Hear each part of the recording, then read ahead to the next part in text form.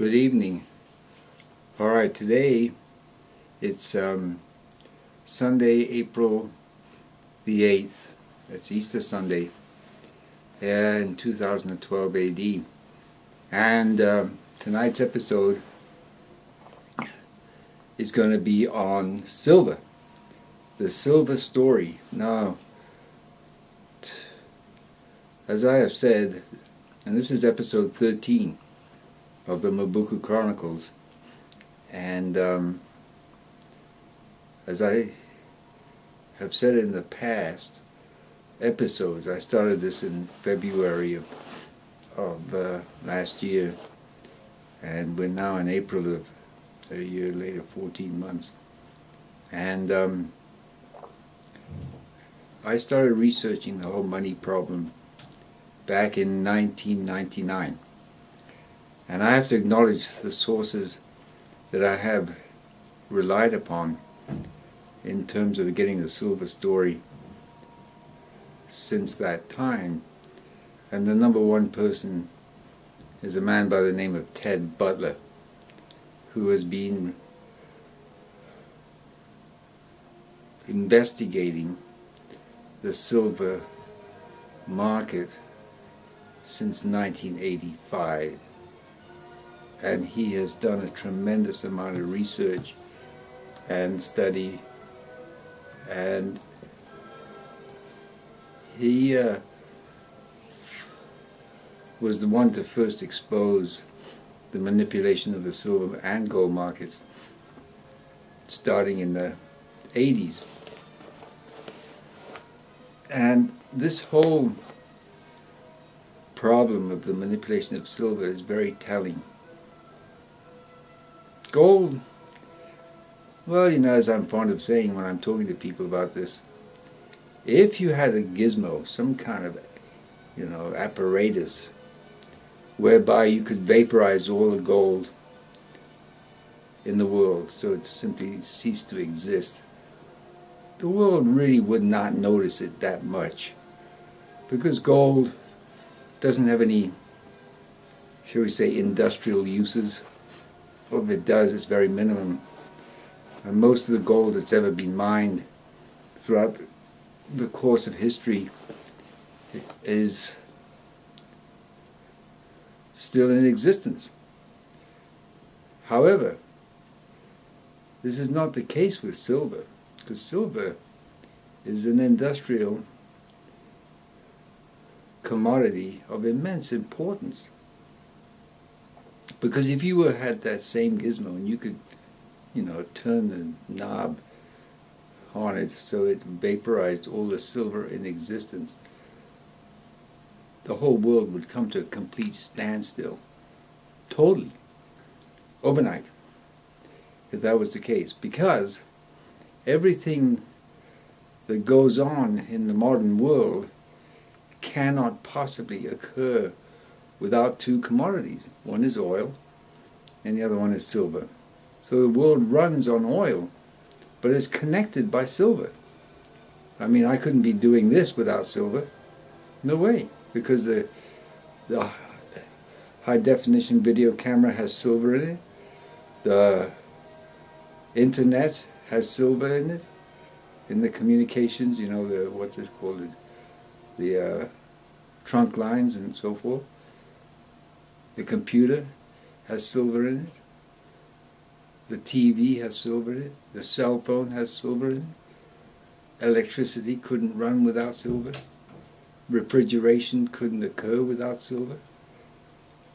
It has multiple industrial uses, and it's of immense strategic importance. And what has happened, and to continue with the acknowledgments of the people who have learned a great, all about the silver story. Another one is Jeff Nielsen. Another one is Charles Savoy, who has his public researches, documented researches archived on silver-investor.com, which is run by another man who I have learned a lot from, David Morgan. And of course Jim Willie, who I mentioned before, and Hugo Salinas Price, another one. And I really can't think of any other major figures that I've learned a great deal from, other than those 4 or 5. But if I remember them, I'll certainly acknowledge them as it comes up in my database. But now, as I've said, silver is a strategic industrial commodity of immense significance to the whole of this modern civilized world, and it would not be able to function without it. And so, this manipulation of the silver market, which, as I said, has been ongoing since 1980, by the Federal Reserve, essentially. The Federal Reserve is a private corporation, and it ostensibly works with the U.S. Treasury and the federal government, and these three together conspire, and it is a conspiracy. I mean, come on. They conspire to try to maintain gold and silver prices at a depressed level, otherwise than the fundamentals of supply and demand would warrant. Now, in the case of gold, that doesn't matter too much because the gold hasn't disappeared as a result. However, the corporations that have used silver, and actually this has been going on a long time. I mean, back in 1873, similar kind of thing happened. And it was called, what was it called? That was a name given to the whole thing. But the point I want to make is that the silver users, people like, or corporations like Kodak, DuPont, Dow Chemical, and other major corporations have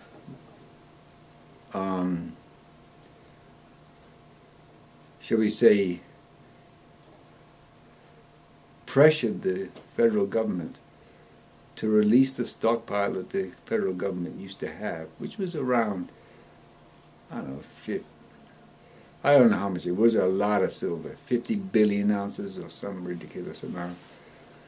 And they pressured the U.S. government to sell the silver into the market in order to keep the price depressed, so that because silver was a commodity that they need to run their businesses, was cheap. As a profit motive, greed, usual thing, greed steps in the way. And it's really interesting to note whether greed causes stupidity or stupidity causes greed, because the upshot of all this selling of the surplus silver that the federal government had a store of in order to keep the prices depressed has resulted in most of the silver in the world disappearing, because once silver is used, since it's used in such very small amounts in every unit, whether you're talking about a high definition camera or a computer or a monitor or a TV screen or an actual TV or any kind of electronic device uses a very small amount of silver, so that when the prices were low for so long, because remember, the price of silver in 1980 reached $50 an ounce. And it went all the way down to like $2 something an ounce. And meanwhile, it was being used up because the silver at that price of $2 an ounce simply wasn't worthwhile recycling it. And of course, we've gone from regular photography using film to using digital photography for the most part. So as a result, even less silver is recycled, because in the terms of using regular film, that was recycled because it was easy enough to do.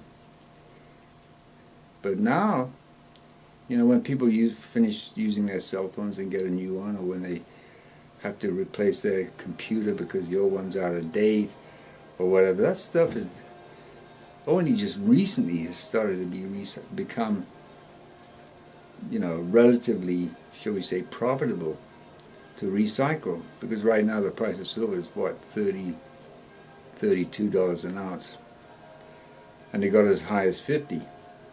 Now, back in April of last year. Now, people think that $50 an ounce is the all-time high of silver. It is not. Not by any stretch of the imagination. If you go back in historical data, going all the way back to the last 2,000 years or so, the all-time historical high of silver actually occurred in the 17th century, late 17th century, prior to the plundering of the New World by the Spanish and the Portuguese and the English. At that time, and this is priced in US dollars purchasing power in the year 2000, the price of silver was $1,000 an ounce. 1,000. And of course the dollar has declined in purchasing power since the year 2000 by at least 30%, as anybody can attest to if they've been keeping track of their household budget and seeing how the price of everything has gone up. So it's probably around $1,300 an ounce in today's dollars, the all-time historical high. So there's a tremendous upside to the silver. Now, the reason why we buy silver, why I'm recommending it, is to maintain our purchasing power. Because the Federal Reserve and the U.S. government and the Treasury have a definite policy to devalue, that is, debase the purchasing power of the dollar. That is their stated, that is a stated policy. Now, further to the story of manipulation is the manipulation has been done by, under the orders of the Federal Reserve and the U.S. Treasury and the federal government, what's it called, the Working Group on Financial Markets, which was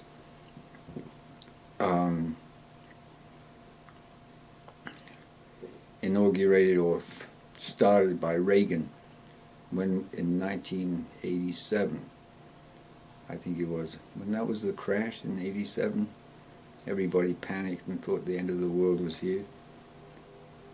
Well, that's what I remember about what people were saying. I'm looking around saying, what is the matter with people? But that was the case. A lot of people were just totally devastated by what happened. October 87, I think it was. And so the government, being as block-headed as it usually is, started to manage the markets. And that's increased in time, so that right now, 87, 97, 2007, so 25 years later, pretty much every market is manipulated by the Federal Reserve and the U.S. Treasury and the federal government. The stocks, the bonds, the commodities, gold and silver, oil, they're all manipulated. As Chris Powell, the Secretary of the Gold Antitrust Action Committee, put it, there are no markets anymore. There are only manipulations. Now, as I've mentioned before, in 1971, President Nixon closed the gold window.